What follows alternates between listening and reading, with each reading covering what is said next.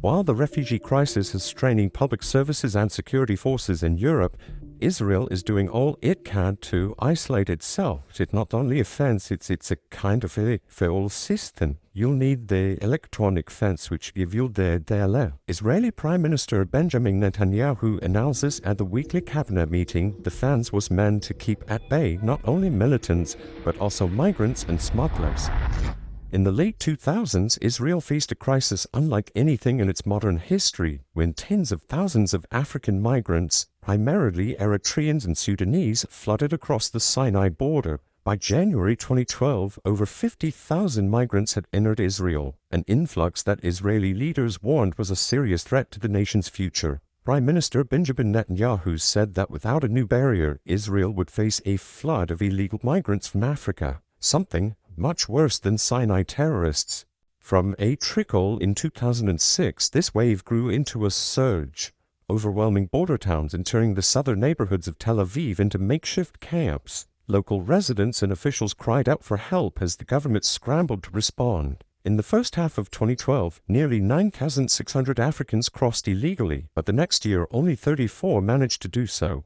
A staggering 99% reduction. In a remarkable turn, Israel implemented a series of measures that reduced illegal crossings by nearly 100%, leaving many wondering, how did they do it?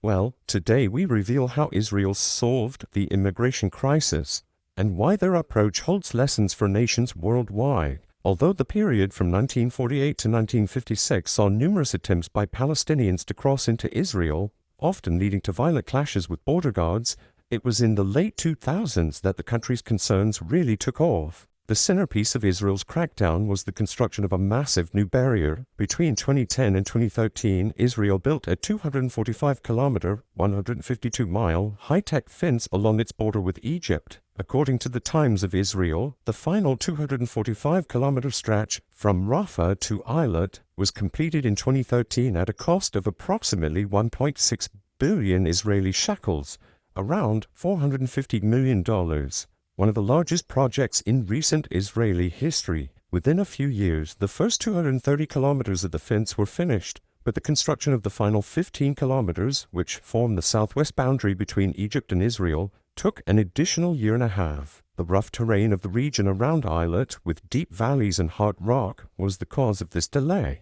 This particular section also happened to be the most popular infiltration route. However, this tactic was actually much longer in the making than people realize. In 2002, Israel began constructing a security barrier to protect its innocent men, women, and children from the deadly threat of bombings. However, this infrastructure soon evolved into a broader measure aimed at controlling and reducing illegal immigration, transforming the barrier's primary purpose from solely security to also addressing migration challenges. Over 17 years, Israel invested about 6 billion Israeli shekels in all new border fences. This barrier was designed to address multiple threats, but primarily to curb the African migrant surge, and it worked almost overnight. In the first half of 2012, nearly 9,600 Africans crossed illegally. After the fence's completion, only 34 did so in the first half of 2013. A staggering 99% reduction. By 2016, just 11 migrants had managed to slip through. Prime Minister Netanyahu proudly declared that Israel had halted the infiltration, and even promoted the fence as a model, later cited by President Trump in planning his border wall with Mexico. While groundbreaking in its approach, these measures were met with fierce criticism and concern. The fence itself is actually two parallel barriers built by the Israelis, one of barbed wire fence within Gaza and a 10-foot-high metal smart fence packed with surveillance sensors along the Israel border line. Alongside the barrier, Israel enacted tough laws to deter and punish illegal entry. In 2012, the Knesset passed the anti-infiltration law, allowing the government to send anyone caught without legal status or who overstayed a visa to special detention centers. Thousands of Africans were rounded up and held at Saharan prison, or a desert camp called Helat.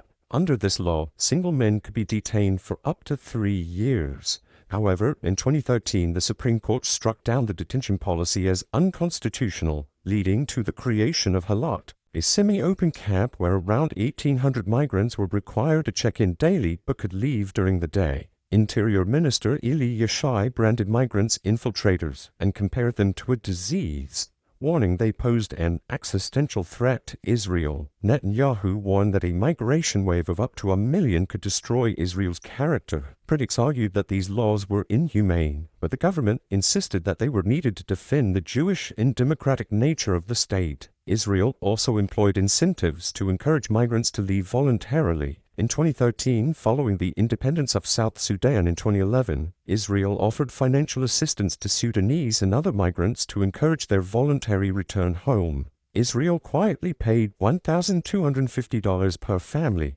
and $5,000 per individual to Sudanese and other migrants to make their return home easier. Thousands accepted the offer. Then, in October 2017, Israel declared that it will begin deporting citizens of Sudan and Eritrea to an unidentified third country in Africa that has consented to take them in, which was generally assumed to be Rwanda and Uganda. The Supreme Court, however, ruled that all deportations of Sudanese and Eritrean nationals be halted because the Israeli government was unable to verify which nations had consented to cooperate in deportation arrangements. NGOs argued that Rwanda was not a safe destination and that deportees could face abuse or persecution. Although Israel's courts intervened, with the High Court ruling that forcible deportations were unconstitutional, nonetheless, Israel has still been transferring these citizens to Uganda through voluntary means since 2013. In April 2018, Netanyahu cancelled the UN-brokered resettlement agreement due to a right-wing backlash. The episode left approximately 39,000 to 40,000 African migrants in limbo. By contrast, in 2017, Israel quietly resettled a few thousand, about 4,000 deported to other countries and another 4,000 returning home, without the same controversy. But what were the effects of all this? The aftermath? Was it all good, or were there negatives as well? The result of Israel's measures was clear. Almost no new illegal crossings happened after 2013. The influx of African migrants was all but halted, and the population within Israel stabilized. According to Al Jazeera, by 2017, government data estimated around 27,500 Eritreans and 7,800 Sudanese asylum seekers, roughly 40,000 people, many of whom were women and children of the original migrants. NGOs, however, believe the total peaked closer to 60,000, including dependents.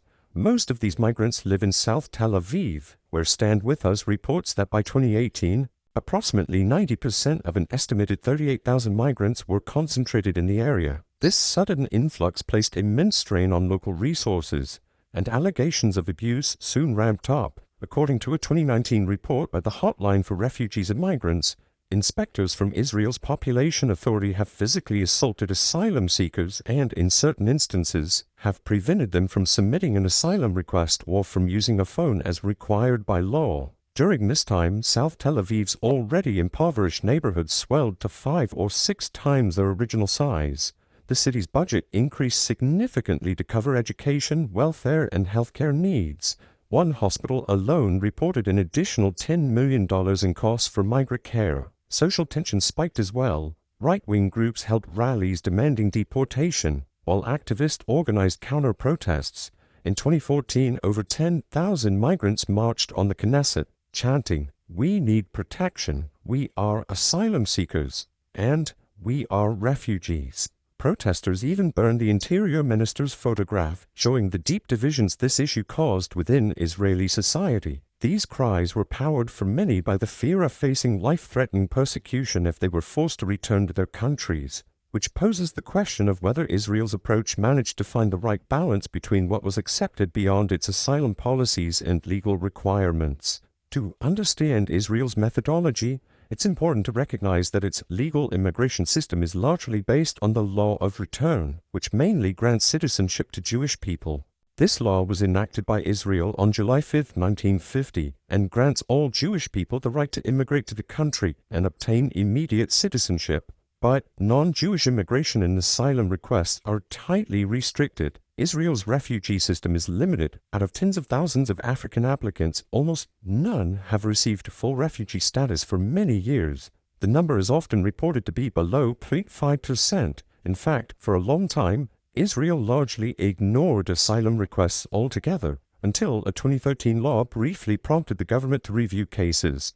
Even then, only a few hundred individuals, mostly children and survivors of torture, were recognized. In 2020, the Supreme Court finally ruled that Eritreans fleeing indefinite military service qualify as refugees, but the vast majority remain with only temporary permits or none at all. In huge contrast, Israel annually welcomes tens of thousands of Jewish immigrants, around 30,000 per year in the late 2010s under the law of return. It also admits legal foreign workers on strict visas for farming, caregiving, and other roles.